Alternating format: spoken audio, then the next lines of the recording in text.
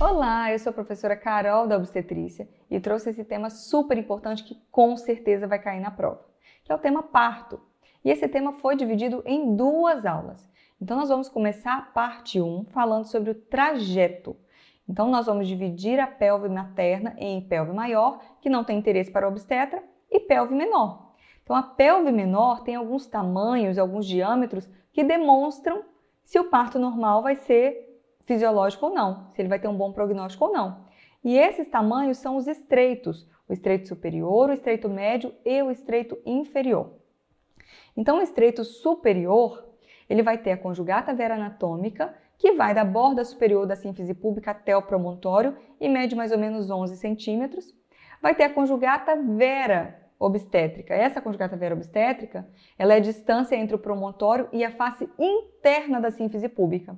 Então, ali é realmente importante a gente saber essa medida, porque o bebê vai passar por ali. Só que ela não consegue ser mensurada. Ou melhor, ela consegue ser estimada através da medida da conjugata diagonalis. Então, para medir a conjugata diagonalis, que vai do promontório até a borda inferior da sínfise púbica, a gente faz a pelvimetria interna. A gente toca o promontório da paciente, vai até essa borda inferior da sínfise púbica e marca. Tira essa medida, esse dedo, e mede com pelvímetro. Então, a conjugata obstétrica, ela é 1,5 cm menor do que a conjugata diagonalis. Ela mede mais ou menos 10,5 cm.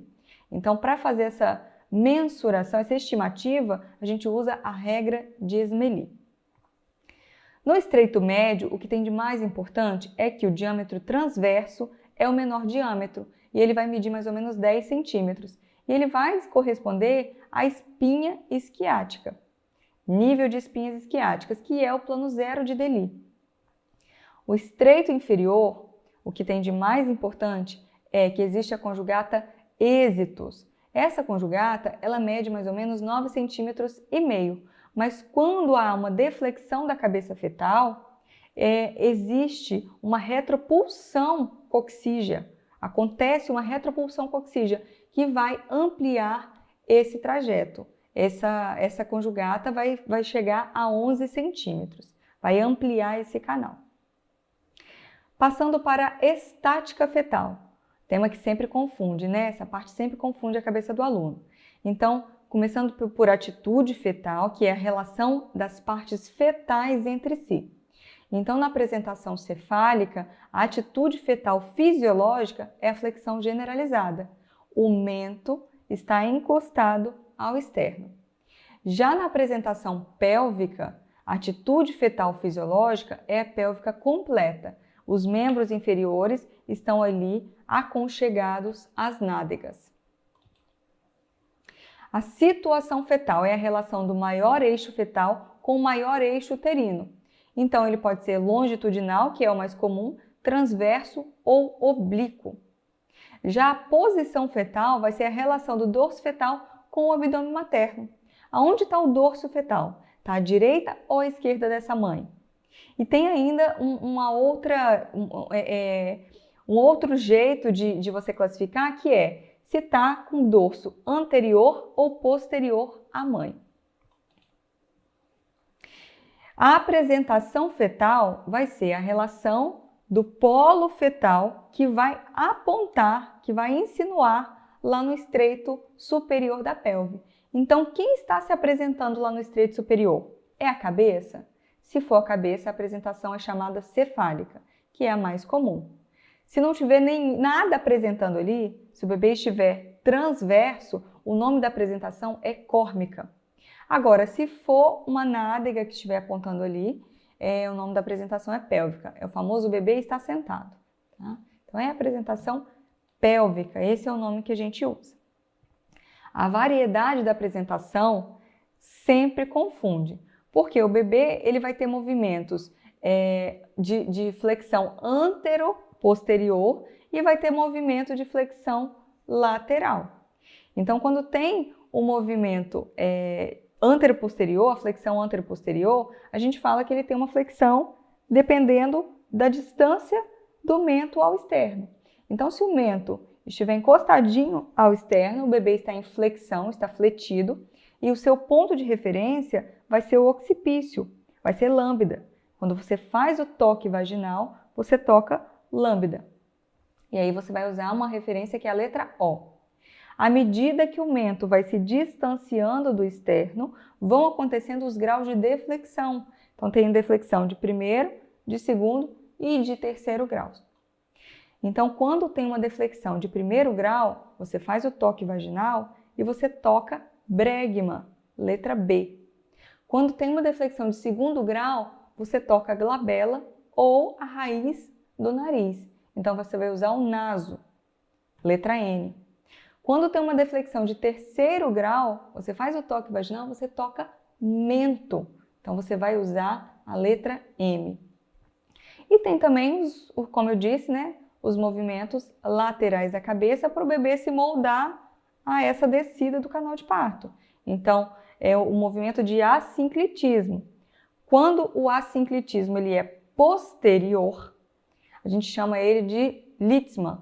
Quando ele é anterior, a gente chama ele de Nagel. Então, a variedade de posição, nós vamos usar algumas letrinhas para referir, para ser uma orientação espacial de como esse bebê está ali no canal de parto. Então, nós vamos usar 2 ou 3 letrinhas. A primeira letra vai ser justamente aqueles pontos de referência que eu falei, aquele ponto de referência fetal. E as demais letrinhas vão se referir ao ponto de referência materno. Então, esse bebê ele pode estar com letra O, B, N ou M. Aonde? Anterior ou posterior da mãe? Direita ou esquerda da mãe? Então, por exemplo, um bebê que está em ODA, significa que a apresentação é cefálica fletida, né? Você está tocando o O, occipício. O bebê está em correspondência com o estreito superior da bacia à direita e anteriormente. Então, é a variedade ODA. E com isso, você consegue ter essa orientação espacial de como esse bebê está ali nesse canal de parto. Quais são os períodos clínicos, as fases clínicas do parto? Então, nós temos 4 períodos. O primeiro período é o período de dilatação, e aí ele vai variar de 6 a 12 horas. Lembrando que existe o período de fase latente de trabalho de parto e a fase ativa de trabalho de parto. Então, a dilatação, ela vai começar quando tem aquelas primeiras contrações da fase latente de trabalho de parto e vai terminar quando já tiver com uma dilatação de 10 centímetros. Já o segundo período é o período expulsivo. Ele vai começar quando a paciente tiver com 10 centímetros de dilatação e vai terminar quando o bebê sair completamente. Isso pode durar mais ou menos de 1 a 4 horas e vai depender de alguns fatores. Se essa mulher é multípara, se é primípara, se foi feita analgesia de parto ou não. O terceiro período é o secundamento, é a dectação, é a saída da placenta. E esse período ele pode durar de 5 a 30 minutos. Se passar de 30 minutos, a gente considera essa placenta como retida. E aí a gente tem que fazer alguma conduta ativa para a retirada dela. O quarto período ele é um pouquinho mais polêmico, porque na verdade ele não é um quarto período de parto. Na verdade, ele é uma primeira hora de puerpério. Por quê? O bebê já vai ter nascido, a placenta já está dectada e é aquela primeira hora do pós-parto. Só que ele é tão importante porque é o período que mais tem risco de hemorragia pós-parto. Então, essa mãe tem que ser muito monitorada. Então, por isso, alguns autores colocam essa primeira hora pós-parto como um quarto período, para que tenha muita vigilância em cima dessa mãe que acabou de parir. Passando para o mecanismo de parto, nós temos alguns tempos que não ocorrem em separado, eles são simultâneos, mas como uma divisão didática, a gente acaba falando separado de cada um deles. Então, o bebê ele vai insinuar, ele vai descer, ele vai fazer uma rotação interna para depois desprender a cabeça, faz uma manobra de restituição, que é a rotação externa, e depois faz o desprendimento do ovoide córmico. Flashcard, o que é insinuação? É a passagem do maior diâmetro da apresentação pelo estreito superior da bacia materna. Então, ele vai insinuar e ele vai estar insinuado ali naquele plano 0 de DELI. E o que é a descida? A descida é a passagem da apresentação fetal do estreito superior para o estreito inferior da pelve materna. Então, vamos dividir os tempos do mecanismo de parto. São tempos que acontecem simultaneamente, mas por uma divisão didática a gente opta por fazê-los, né? Dividi-los em vários tempos. Então, o primeiro tempo é a insinuação, que é a passagem do maior diâmetro fetal pelo estreito superior. Esse maior diâmetro fetal, nas apresentações cefálicas, vai ser o diâmetro biparietal. E nas apresentações pélvicas vai ser o diâmetro bitrocantérico. Lembra que a gente vai falar que o feto está insinuado quando o ponto de referência fetal estiver lá no nível das espinhas isquiáticas, que é o plano 0 de DELI ou o terceiro plano de Rod. O bebê ele vai descendo pelo canal de parto. Por quê? Porque ele tem que passar do estreito superior até o estreito inferior. E essa descida a gente avalia através dos planos de DELI. Se esse bebê está alto, está flutuando, ele está lá no DELI menos 3, ou se ele já está descendo lá no assoalho pélvico, já está em mais 4, por exemplo.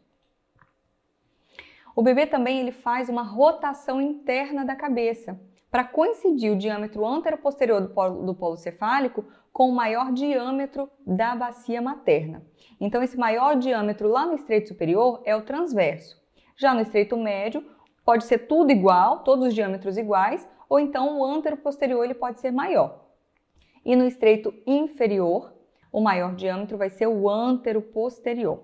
Outra coisa muito interessante é que as rotações, quando o bebê está em apresentações em variedades anteriores, a rotação para ele virar até o OP, ela é menor, é de 45 graus. Então, é mais fácil. O bebê tem que rodar menos, diferente das variedades posteriores, onde para chegar em OP, lembra que o bebê, para fazer a flexão da cabeça, o ideal é que ele esteja em OP. Então, se ele está lá numa variedade posterior, ele tem que fazer uma rotação maior, de até 135 graus. Se ele estiver numa variedade transversa, ele vai fazer 90 graus. Tem o risco também do bebê nas variedades posteriores fazer uma rotação anômala e aí rodar para OS ao invés de OP. E aí o desprendimento cefálico acaba sendo mais difícil. O que é o desprendimento? O desprendimento é a descida final do feto e a sua expulsão.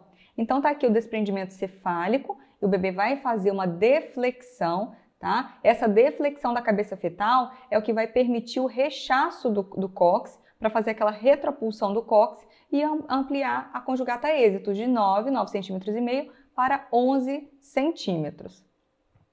Lembrando que o ideal é que o bebê faça essa deflexão em OP, occipito púbico. A manobra de restituição é o quê? É uma rotação que leva o occipício a voltar-se para o lado materno que ele ocupava no interior de canal de parto. Então o bebê ele faz esse desprendimento cefálico e em seguida ele faz essa manobra de restituição. Ele volta o seu polo cefálico para a mesma posição que ele estava dentro do canal de parto.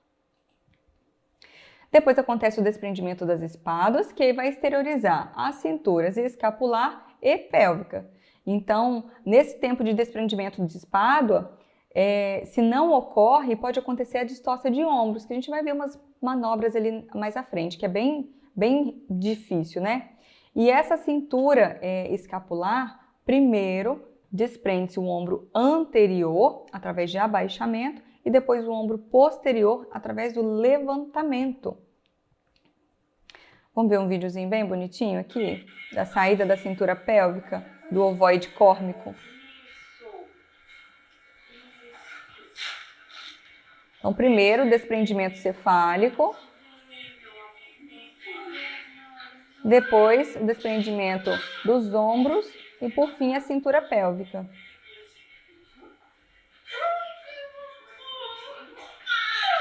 Um parto praticamente hands-off, o mais fisiológico possível.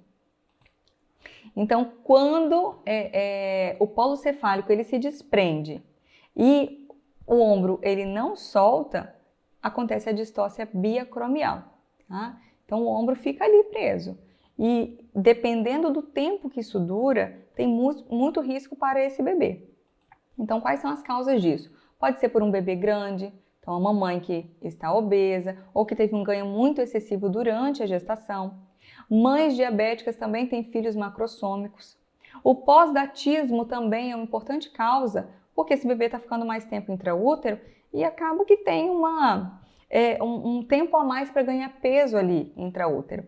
Então, por isso, a gente questiona se vale a pena a indução para evitar essa macrossomia e esse risco de distócia biacromial.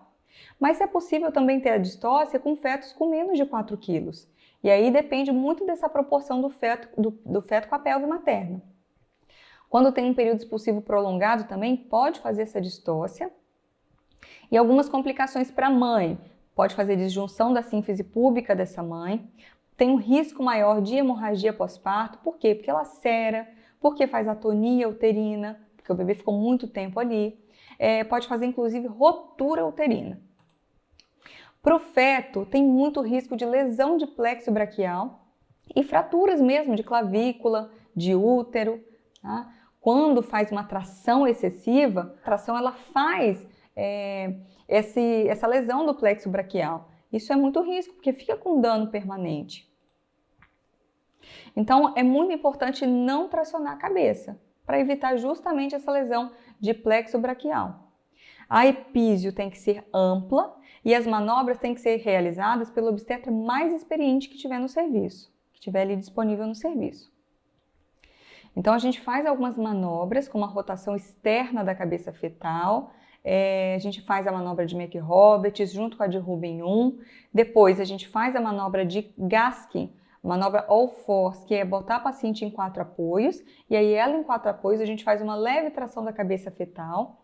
Quando não resolve, a gente coloca essa paciente em 4 apoios na posição de running start, que aí ela vai elevar uma das pernas para ampliar esse diâmetro da pelve.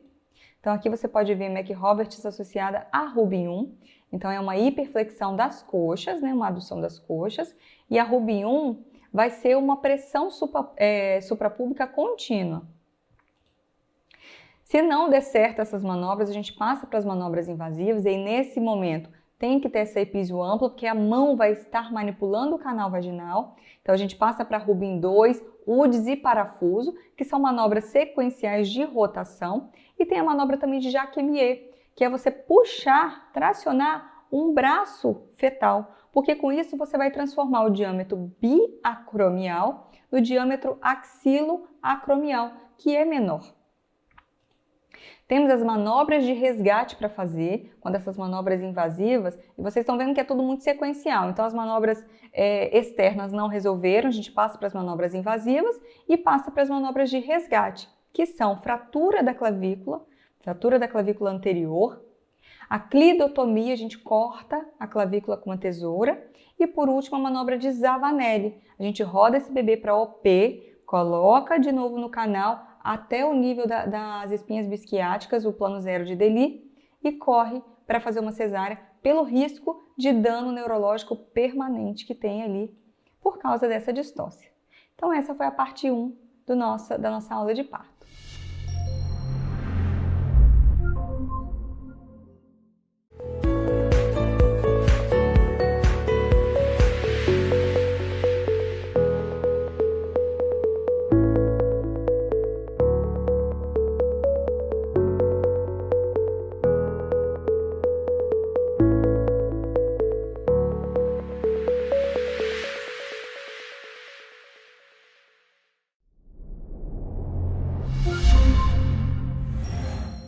Oi, eu sou a professora Carol Landgraf e vamos para a nossa parte 2 da aula de parto.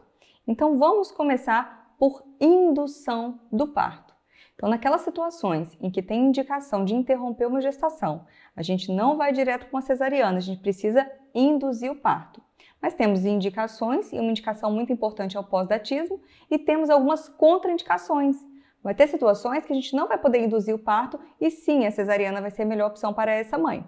Então, algumas contraindicações: desproporção cefalopélvica, gestação múltipla, herpes genital com lesões ativas, pacientes que têm malformações uterinas, que têm uma placenta prévia e muitas outras contraindicações também.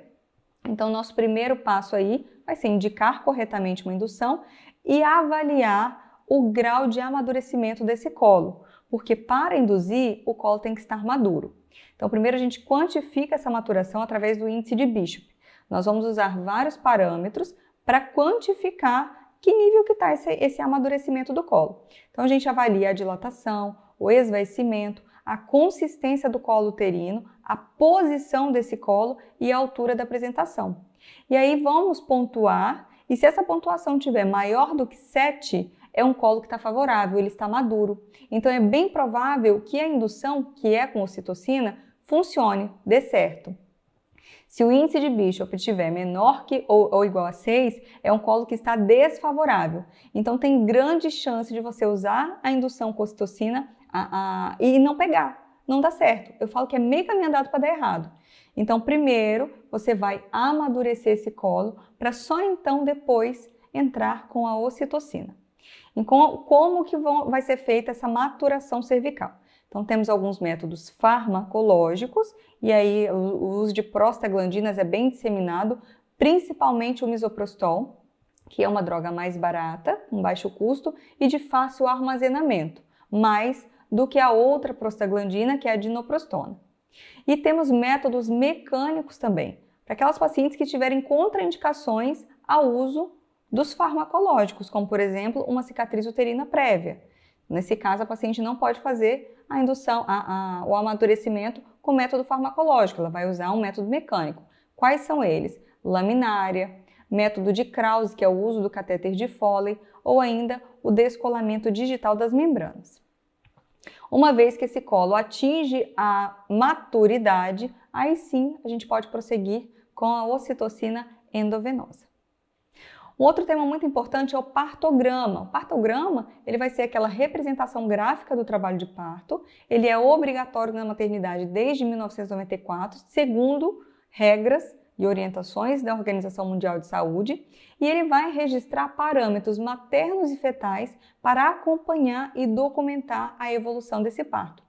Com isso, a gente vai identificar aquele parto que está evoluindo normalmente daquele que está com alteração, que tem uma distócia.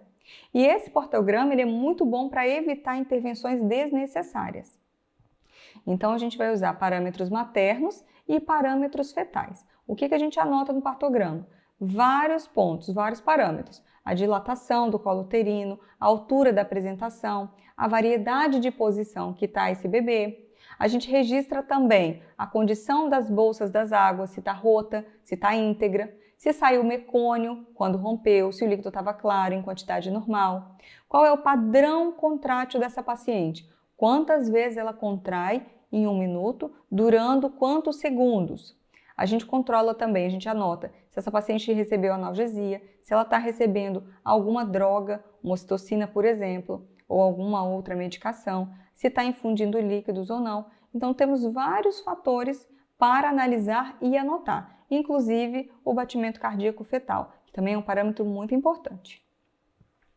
Relembrando, o partograma tem que ser aberto na fase ativa de trabalho de parto. Se você está em dúvida se essa paciente está em fase ativa ou não, você faz um novo toque dali a 1 hora e checa se essa velocidade está de mais ou menos 1 centímetro por hora. Se tiver, você vai abrir o partograma. Se tiver modificação no colo uterino, você abre o partograma.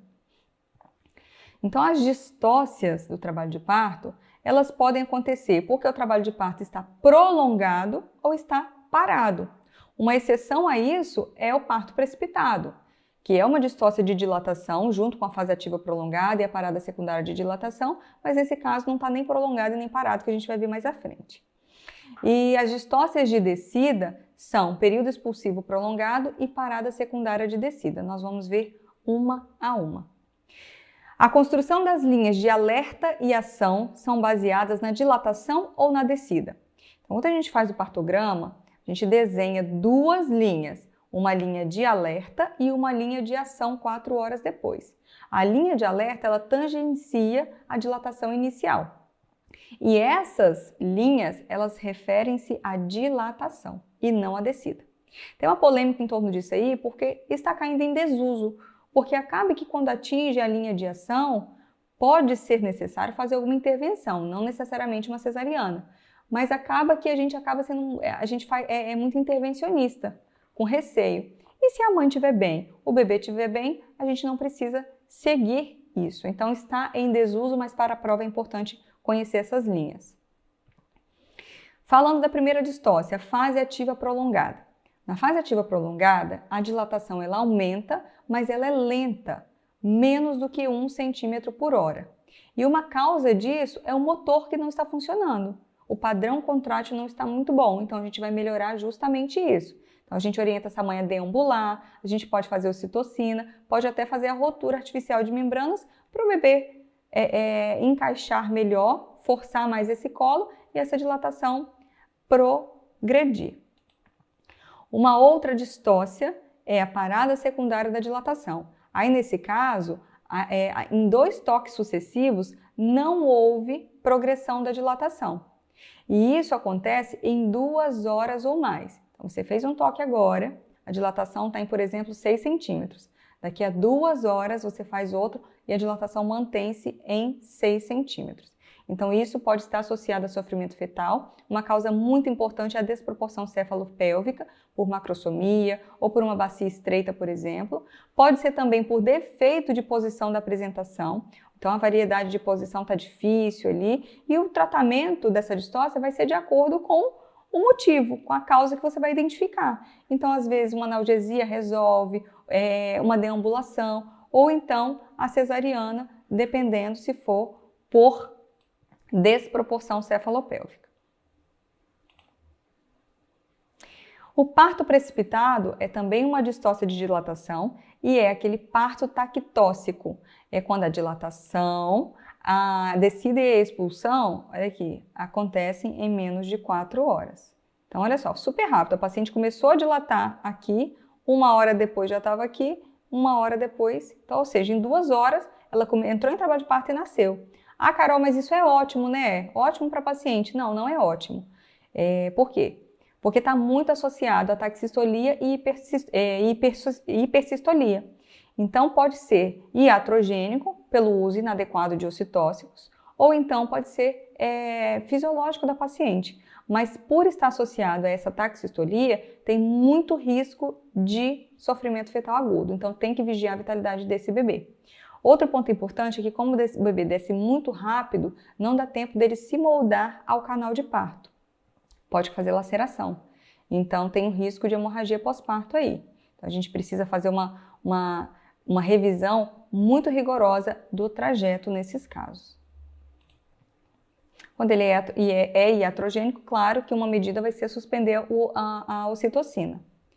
Então, como diferenciar as distócias do período expulsivo? Um jeito de diferenciar é justamente você avaliar se tem dilatação total ou não. Se a paciente tiver dilatação total, o triângulozinho estiver lá em 10, então não é distócia de dilatação, é distócia de descida. Então vamos ver as distócias de descida. Primeira, período expulsivo prolongado.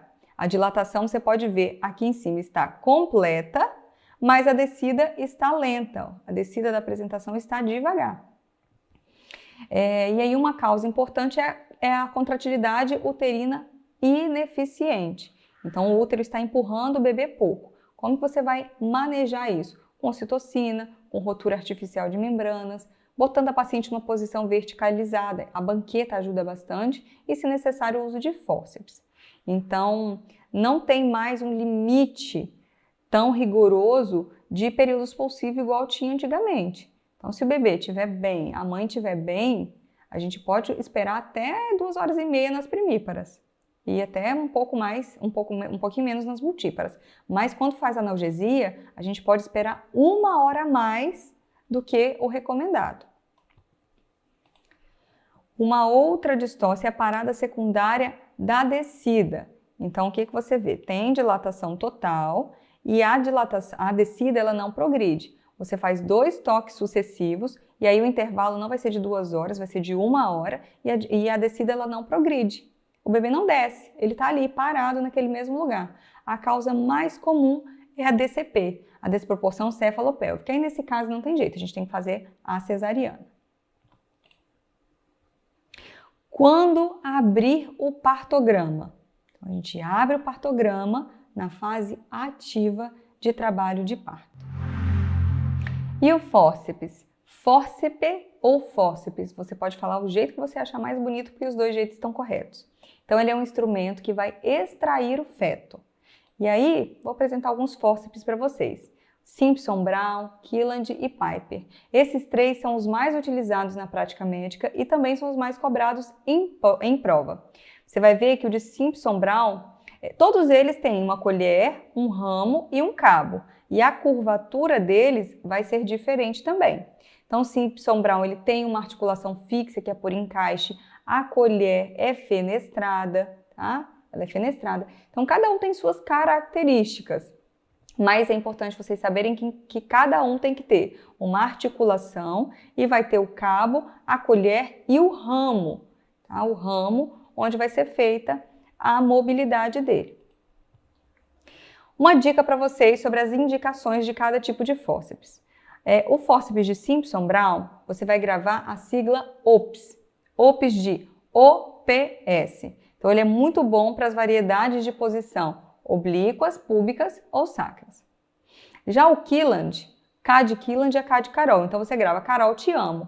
Carol, te amo, Carol, TA. Então, Killand, ele é muito bom para as variedades transversas e ele também corrige o assincletismo, porque ele tem uma rotação facilitada. O fórceps de Piper, P de Piper, é P de pélvico.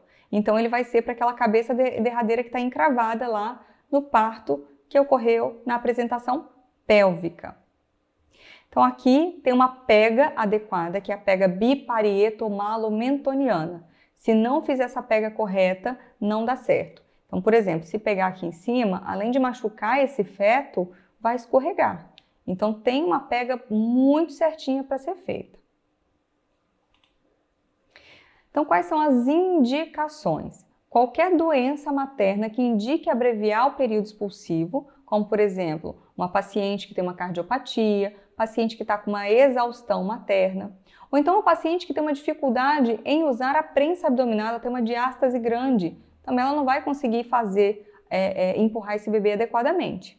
Algumas causas fetais, como, por exemplo, sofrimento fetal, e aí tem uma indicação absoluta do uso de fórceps, e a cabeça derradeira no parto pélvico. Então, lembrem, são situações em que tem indicação de abreviar o período expulsivo. A gente vai classificar esse fórceps como fórceps de alívio, fórceps baixo ou fórceps médio. O fórceps de alívio, o couro cabeludo vai estar lá no introito vaginal.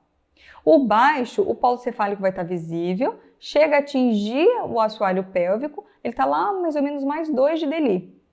E o médio, o bebê ainda está alto, ele está insinuado, está lá no plano 0 de Deli.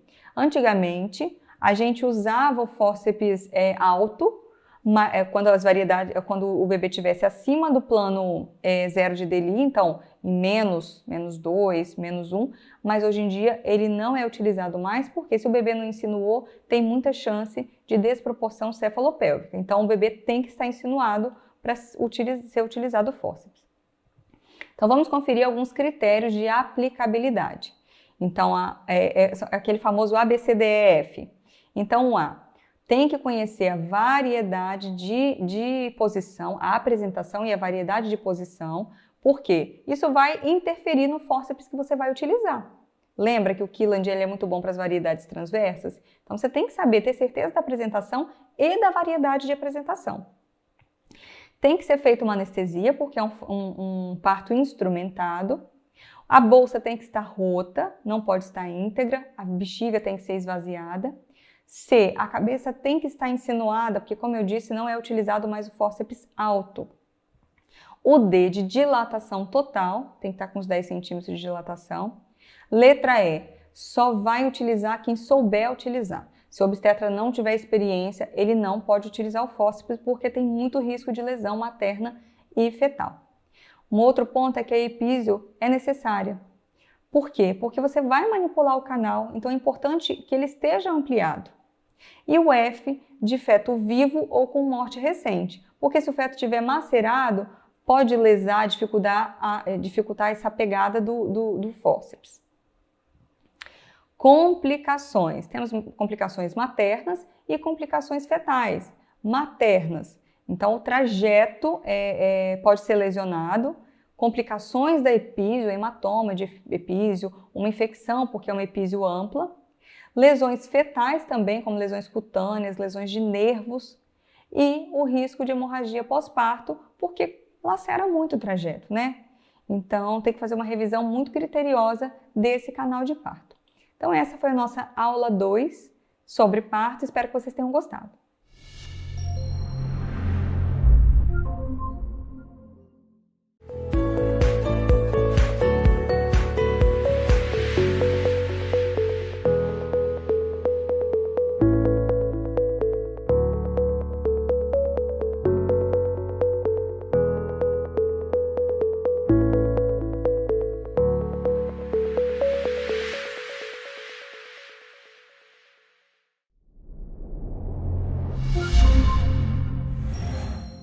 Oi, eu sou a professora Carol Landgraf, da obstetrícia, e vou conversar agora com vocês sobre vitalidade fetal e sofrimento fetal agudo e crônico.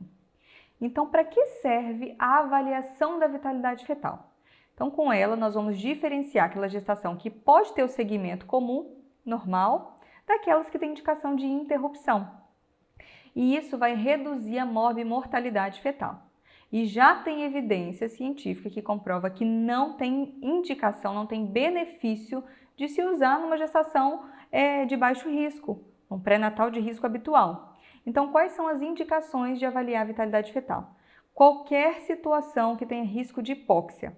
Então, vamos dividir 3 grandes grupos: doenças maternas, intercorrências gestacionais sem doença de base ou ainda doenças fetais. Então, qualquer uma dessas situações tem indicação de avaliação da vitalidade fetal. E vamos começar pelo método cardiotocografia, que é um método muito importante que vai avaliar a integração do sistema nervoso central, autônomo e cardiovascular desse feto. Então, a cardiotoca ela vai analisar alguns parâmetros que vai estudar os efeitos da hipóxia no sistema nervoso central desse feto e isso vai refletir do comportamento da frequência cardíaca desse bebê. Então, vamos avaliar 4 parâmetros na cardiotocografia: linha de base, variabilidade, acelerações transitórias e desacelerações. A linha de base é a média da frequência cardíaca fetal, então normal de 110 a 160. A variabilidade é a oscilação da linha de base e o normal é de 6 a 25 batimentos por minuto. As acelerações transitórias são excelentes parâmetros de bem-estar fetal e é bom que tenha pelo menos duas acelerações, que são aquelas ascensões bruscas da frequência cardíaca fetal. O ideal é que tenha pelo menos dois episódios em 10 minutos de traçado. E as desacelerações são as quedas de batimentos cardíacos fetais que podem ou não denotar sofrimento fetal. Então, é aquela DIP1, DIP2 e DIP3 que eu vou mostrar para vocês. Então, aqui nessa parte superior, você consegue ver que o traçado está com uma linha de base por volta de 140. A variabilidade, que é a oscilação da linha de base, também está boa. E você vê 2 episódios de aceleração transitória. Então, é uma cardiotoco boa, fisiológica, tá normal. As desacelerações, elas podem ser tipo 1, tipo 2, tipo 3, né? DIP1, DIP2, DIP3. A DIP1 é a DIP cefálica ou precoce. A queda do batimento cardíaco fetal vai acontecer simultaneamente à contração uterina. E ela é normal, é fisiológica, não tem problema, ela ocorre por compressão do polo cefálico. Agora, a DIP2, que é a DIP tardia, ela pode denotar um ambiente hipoxêmico. E a queda do batimento cardíaco fetal, ele vai acontecer mais ou menos 20 a 40 segundos depois da contração uterina. Isso é uma característica marcante e ela também é simétrica, ela é recorrente. A DIP3, ela ocorre por compressão do cordão umbilical, compressão funicular. Então, ela é variável. Ela pode acontecer em qualquer situação que faça compressão do cordão, como, por exemplo, uma movimentação fetal. Então, aqui no canto superior esquerdo, você consegue ver que a queda do batimento cardíaco ela ocorre simultaneamente à contração uterina. Então, DIP1, normal, tá? Só acompanha. Já no canto inferior esquerdo, você observa que a queda acontece alguns segundos após a contração uterina e é simétrico. Então, isso é uma DIP2, é uma DIP tardia. ela sim denota um ambiente hipoxêmico e merece uma intervenção. Já que no outro canto, no canto superior direito, você consegue ver que tem exemplos de DIP2, então você observa que tem a contração e logo depois, um tempo depois, acontece essa queda do batimento. E você observa também que tem DIP3 e que antes e depois da DIP3 tem uma aceleração discreta do batimento cardíaco fetal. Tem um outro padrão de cardiotocografia, que é o padrão sinusoidal, em ondas de sino, que ele denota anemia fetal e é muito grave, é muito importante porque esse bebê ele pode estar em iminência de morte, então tem que intervir imediatamente. Então vamos enquadrar os critérios da categoria, os achados da cardiotocografia em 3 categorias. Categoria 1, 2 e 3. A categoria 1, ela é normal, então todos os critérios têm que estar presentes. Então a linha de base está normal, a variabilidade está normal, tem ausência de DIP2 ou DIP3, tem uma DIP1 que pode estar ausente ou não e a aceleração transitória pode estar ausente ou não. Já a categoria 3, ela é anormal, então tem uma variabilidade ausente, tá? Uma variabilidade péssima e tem uma DIP2 recorrente, uma DIP3 recorrente ou ainda uma bradicardia persistente ou aquele padrão sinusoidal que eu mostrei. Então aqui não tem jeito, tem que intervir e tudo que não se enquadra na categoria 1 ou categoria 3 entra como categoria 2, que é indeterminada. Então não confundam as desacelerações com as categorias. E o que a gente vai fazer em cada uma delas? Então a categoria 1, como ela é normal, indica um bem-estar fetal, você vai só acompanhar. Já a categoria 2, ela pode ou não indicar um sofrimento fetal agudo, você precisa reavaliar para ver se você vai passar ela para a categoria 1 ou 3. E a categoria 3, ela denota um sofrimento fetal agudo, e aí a gente faz as medidas de reanimação intraútero e interrompe essa gestação. Um outro método de avaliação da vitalidade fetal é o perfil biofísico fetal. E vamos utilizar 2 exames muito comuns, 2 aparelhos muito comuns para realizar esse perfil biofísico fetal: cardiotocografia e ultrassonografia. Então, nós conseguimos avaliar parâmetros de sofrimento fetal agudo e de sofrimento fetal crônico. Quais são os parâmetros de sofrimento fetal agudo? Movimentos corporais, frequência cardíaca fetal, tônus fetal e movimentos respiratórios. E de sofrimento fetal crônico, a gente usa o líquido amniótico. Então, movimentos corporais, esse bebê tem que ter um movimento amplo ou 3 discretos em pelo menos 30 minutos de exame. A frequência cardíaca fetal, a gente vai considerar normal os mesmos parâmetros da cardiotoco, que a gente vai usar a cardiotoco. O tônus a gente avalia através da atitude de flexão generalizada desse bebê. Se não tiver nessa atitude de flexão generalizada, a gente observa se tem movimento palpebral, se tem movimento de sucção ou ainda se tem movimentação de mãos, de dedos. E os movimentos respiratórios são movimentos em gangorras, que a paciente tem que ter, esse bebê tem que apresentar pelo menos um movimento em 30 minutos de exame, durando 30 segundos. E o líquido amniótico a gente tem os critérios para considerar como oligodramia ou não. Então, maior bolsão menor do que 2 ou então um ILA menor do que 5. Maior bolsão menor ou igual a 2. Então, o que eu quero que vocês saibam é que se a cardiotocografia, cada parâmetro desse que eu falei, ele varia de 0 a 2. Se ele estiver presente, ele vai receber 2. Se ele estiver ausente, vai receber 0. E aí você vai fazer uma pontuação que varia de 0 a 10. Se tiver com uma pontuação menor do que 6, tem indicação de conduta ativa. Tá? Isso é o mais importante para a prova. Claro que vocês já sabem quais são as indicações de cada valor, de cada pontuação, mas é importante relembrar que um valor menor do que 6 tem indicação de interrupção. Então, olha aqui esse bebezinho que tem um movimento facial, tem um movimento palpebral, então o tônus está preservado. Então, quais são as variáveis que são avaliadas no perfil biofísico fetal? Então, a cardiotocografia, a frequência cardíaca fetal através da cardiotocografia, movimentos respiratórios, movimentos fetais, o tônus e o líquido amniótico.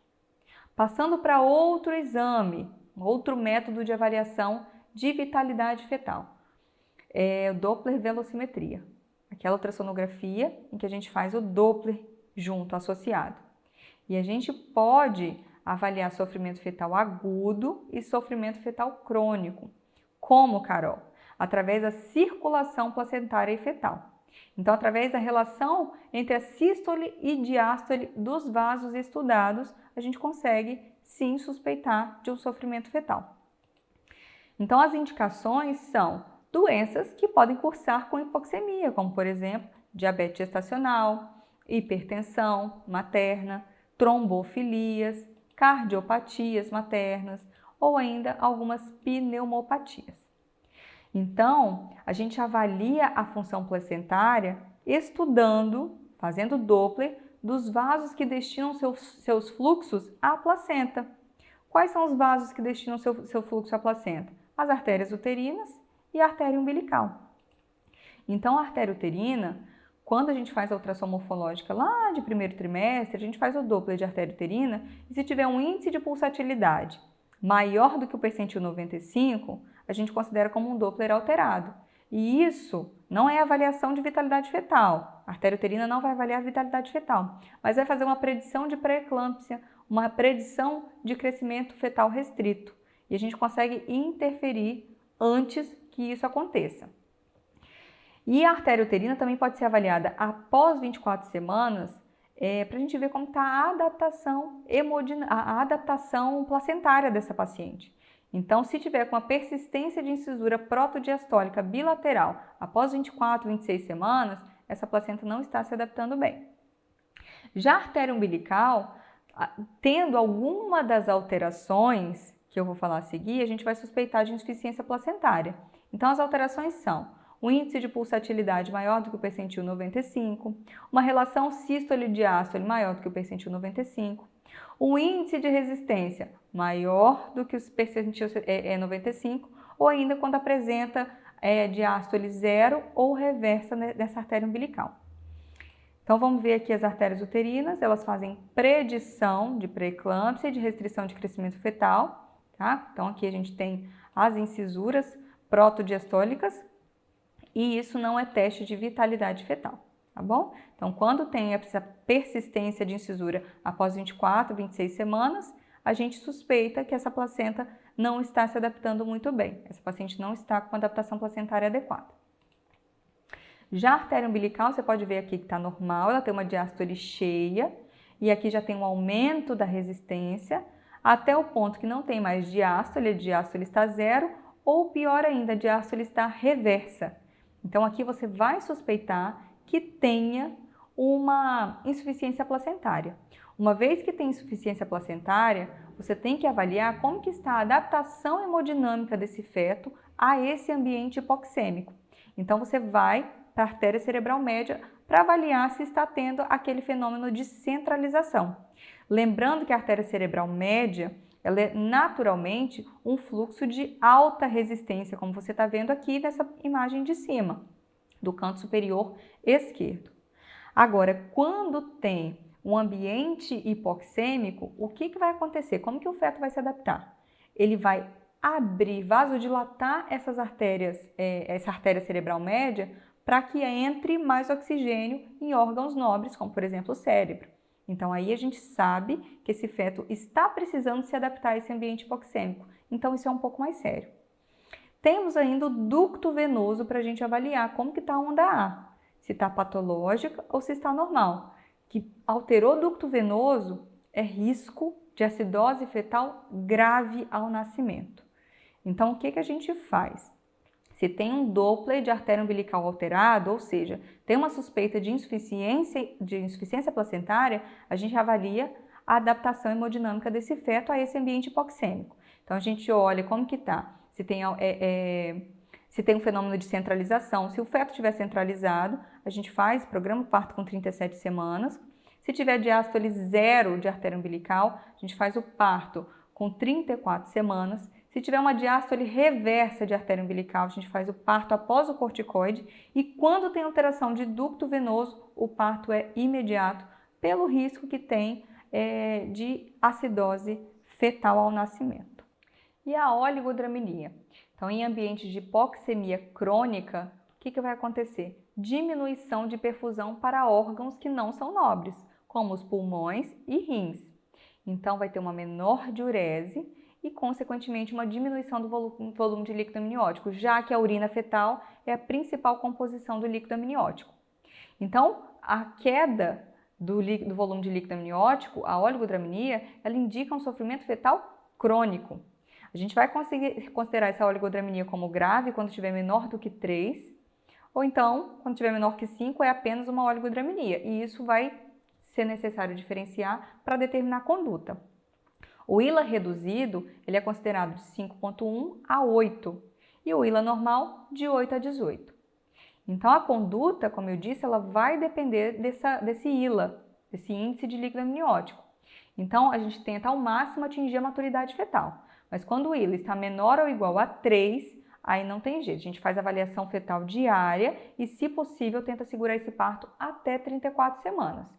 Agora, quando o ILA está menor ou igual a 5, a gente faz essa avaliação da vitalidade fetal 2 vezes por semana e tenta segurar essa gestação até 37 semanas.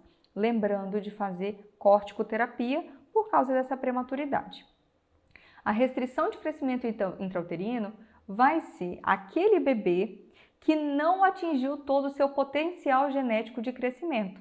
Então, o peso fetal estimado na ultrassom vai estar menor do que o percentil 10 para a curva de idade gestacional. E isso pode ser indicativo, sim, de sofrimento fetal crônico.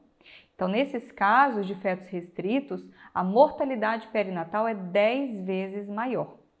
E por que isso pode acontecer? Por várias causas. Infecções maternas, infecções fetais, uso de medicamentos, hipertensão é uma causa muito comum de restrição de crescimento fetal, uso de drogas da mãe, tabagismo, nutrição inadequada, insuficiência placentária ou outras anomalias de desenvolvimento. Então, qual é a principal causa de restrição de crescimento intrauterino? Insuficiência placentária. Tá? Então, o estadiamento e a conduta vão ser diferentes dependendo de que nível que vai estar. Então, no estágio 1, é uma insuficiência placentária moderada, que tem um índice de pulsatilidade umbilical maior do que o percentil 95 ou da artéria cerebral média menor do que 50. Então, nesse caso, a gente faz uma avaliação semanal de vitalidade fetal e o parto pode ser normal, induzido com 37 semanas. Já no estágio 2, é uma insuficiência placentária grave, que já tem uma diástole zero de artéria umbilical. E aí, nesse caso, a avaliação fetal vai ser de 2 em 2 dias, tentando segurar esse parto até 34 semanas e vai ser interrompido por cesariana. O estágio 3 vai ter já uma deterioração fetal avançada, porque já tem diástole reversa. Já tem uma diástole reversa da artéria umbilical. Então, a gente faz a avaliação diária de vitalidade fetal e interrompe com 30 semanas, quando possível, fazendo a corticoterapia, de preferência sempre que possível. E o estágio 4 não tem jeito, já tem alta probabilidade de acidose fetal, já tem alteração de ducto venoso, a onda A está reversa, tem pouquíssima variabilidade, às vezes está até ausente na cardiotocografia. Então, nesse caso, parto cesáreo imediato. O bebê tem mais chance de sobreviver aqui fora do que intraútero. Tem uma outra situação em que o bebê é pequenininho, mas é pequenininho porque é pequenininho. É o chamado PIG constitucional. É um bebê que é pequeno em comparação à população geral, mas ele é saudável. Nesse caso, as mães são rígidas, não tem nada de sofrimento fetal. As avaliações, os métodos que a gente usa para avaliar a vitalidade fetal desse bebê PIG mostram que não tem sofrimento fetal. Ele só é pequeno porque às vezes a mãe é pequena, por exemplo, o pai é pequeno. Então, nesse caso, a gente acompanha a curva de crescimento com Doppler, de 15 em 15 dias, e a conduta ambulatorial. A gente só acompanha. Super conservador, não interfere, não interrompe e pode segurar essa gestação até 40 semanas e pode ser um parto induzido, pode ser um parto por via vaginal. Qual é o vaso de eleição para avaliar o grau de insuficiência placentária no feto com restrição de crescimento? Esse vaso é a artéria umbilical, porque a gente tem que saber se tem ou não insuficiência placentária. Outro ponto muito importante é que a medida de fundo uterino, a altura de fundo uterino, ela pode nos sugerir uma restrição de crescimento fetal. Quando a paciente estiver entre 24 e 38 semanas e essa altura de fundo uterino tiver uma discrepância maior que 3 em relação à idade gestacional. Como assim? Uma paciente que está com 25 semanas, por exemplo, ou melhor, 30 semanas e tem um fundo de 25. Então, é uma discrepância maior do que 3. Então, a gente pensa numa insuficiência, numa restrição de crescimento fetal e solicita um método de avaliação para ter certeza. Então, qual é o exame clínico mais importante para avaliar o crescimento fetal durante o pré-natal, nas consultas de pré-natal? É a medida de fundo uterino. Tá? Então, espero que vocês tenham gostado dessa aula e até a próxima!